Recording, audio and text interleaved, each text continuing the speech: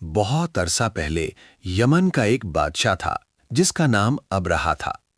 اس نے ایک بہت بڑا اور خوبصورت گرجا گھر بنوایا اور چاہا کہ لوگ کعبہ کی بجائے وہاں آ کر عبادت کریں۔ لیکن عرب کے لوگ خانہ کعبہ سے بے حد محبت کرتے تھے، اس لیے وہ وہاں ہی جاتے رہے۔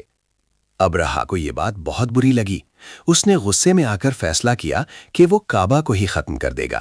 اس مقصد کے لیے اس نے ایک بہت بڑی فوج تیار کی جس میں ہاتھی بھی شامل تھے۔ اسی لیے اس لشکر کو اصحاب فیل یعنی ہاتھیوں والا لشکر کہا جاتا ہے۔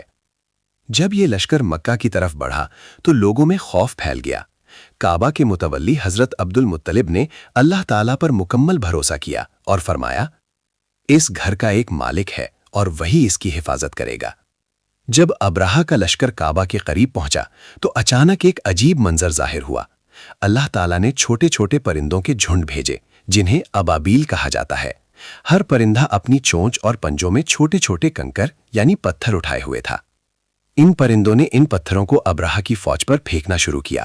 اللہ کے حکم سے وہ چھوٹے کنکر بھی بہت طاقتور بن گئے اور جس پر لگتے اسے ہلاک کر دیتے۔ دیکھتے ہی دیکھتے پوری فوج تباہ ہو گئی اور ابرہہ خود بھی ذلت کے ساتھ واپس لوٹا اور راستے میں ہی ہلاک ہو گیا۔ اس طرح اللہ تعالیٰ نے اپنے مقدس گھر خانہ کعبہ کی حفاظت فرمائی، بغیر کسی بڑی فوج کے، صرف چھوٹے پرندوں